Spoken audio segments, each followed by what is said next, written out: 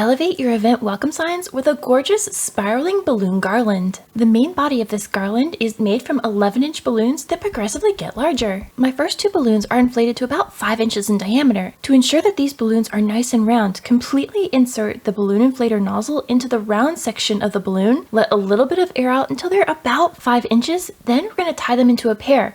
Now because they're so small, you want to pull these nozzles really tight so that the round sections are touching each other, then wrap the nozzles around twice and tie them in a knot. This will ensure that our small balloons are nice and round and we don't end up with pointy ends. Make a second pair the same size and join them into a quad by overlapping the nozzles so that they touch in the center, and then twist one balloon from each of those pairs around each other, locking it into a quad. I'm making 4 quads in each of my colors, and every color is slightly bigger than the last. The orange balloons are inflated between 5 and 6 inches in diameter, yellow is between 6 and 7, green is between 7 and 8, and blue is between 8 and 9 inches in diameter.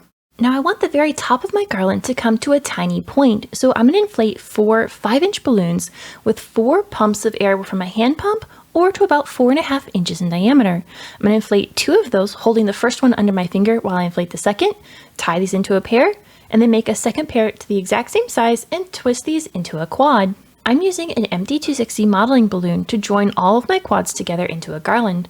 I'm going to stretch the balloon, removing all the air, and then tie the end in a knot. Tie the end of the 260 to the 4.5-inch quad. I like to pinch the end of that 260 against the nozzles of the quad, pull it tight, and wrap it in a figure 8 pattern around 2 of those balloons to secure them together. Nestle one of the 5-inch quads right against the 4.5-inch, pulling that 260 balloon up through the center of this new quad and wrapping it in a figure 8 pattern around 2 of the balloons. Nestle the next quad against the previous one so that one balloon of this quad sits between 2 balloons of the quad below it. This will ensure you don't get any major gaps between balloons and everything looks nice and tight. Once all 4 5-inch quads are tied together into the garland, it's time to switch over to the next size of balloon, which is our orange 5 to 6-inch quads. As I tie all 4 of these orange quads together, you may be getting near the end of the 260 balloon. So if you are starting to run out, you can simply tie the end of another 260 to what's left of what's in your hand and continue adding quads. Depending on how tightly you're pulling that 260, you may need either 2 or 3 260s to do the entire length of the garland. In total, my garland was about 18 feet long, which will give us plenty of length to wrap around the easel. This may seem like a lot of garland to wrap around an easel, but where the easel meets the floor, each foot could be between 3 and 4 feet apart from each other, and that takes a lot of balloons to wrap around the outside of. Once all of the quads are added to the garland, I'm going to take any remaining 260 tail and tie it to the nozzles of that final quad, completing the main length of our garland. Now it's time to add the garland to the easel, and we may jostle it around a little bit getting the garland attached, so I've taped the welcome sign to the easel so it won't accidentally fall off while we're adding the balloons.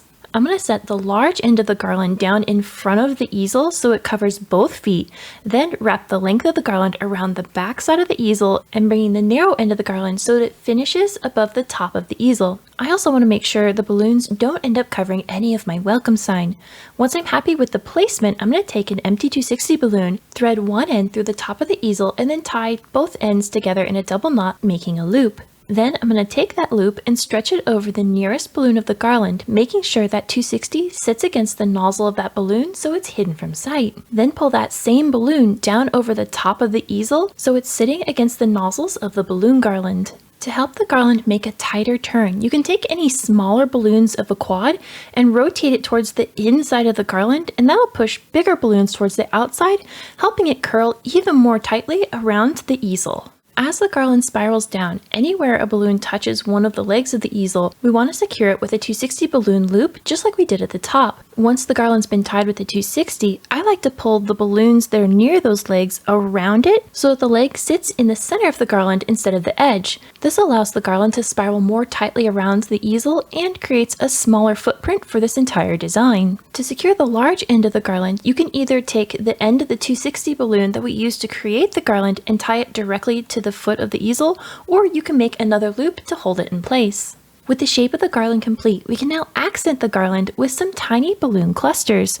I'm inflating these 5-inch balloons to 2 pumps of air each, or about 3 inches in diameter. I tied these into quads and made 4 quads in each of my 5 colors. Anywhere I need to fill in a gap or add a little bit more texture, that's where I'm going to place my 5-inch quads. I'm going to take a rubber band that I've conveniently kept on my wrist, slip it over one of the balloons of the quad, and then take the other side of that rubber band and slip it over one of the 11-inch balloons of the garland, making sure the rubber band sits all the way down against the nozzles of that balloon so it's hidden from sight. Then you can just play around with the placement of those tiny balloons until they sit exactly how you'd like them. I'm going for a color blocked look, so I'm only putting tiny balloon quads on top of balloons of the same color, blue on blue, green on green, all the way up until I get to the pink balloons at the very top of my garland. I specifically took one of the small pink quads and attached it on the left side at the top of the easel to help camouflage it from sight and allowing the garland to bubble across the top of the sign, so all you see is balloons and not the top of the easel frame. The Balloon Garland Spiral is the perfect complement to our welcome sign, and together they make a beautiful entrance to any party or event. If you enjoyed this project, you should check out this video. And until the next time, remember, stay creative everybody!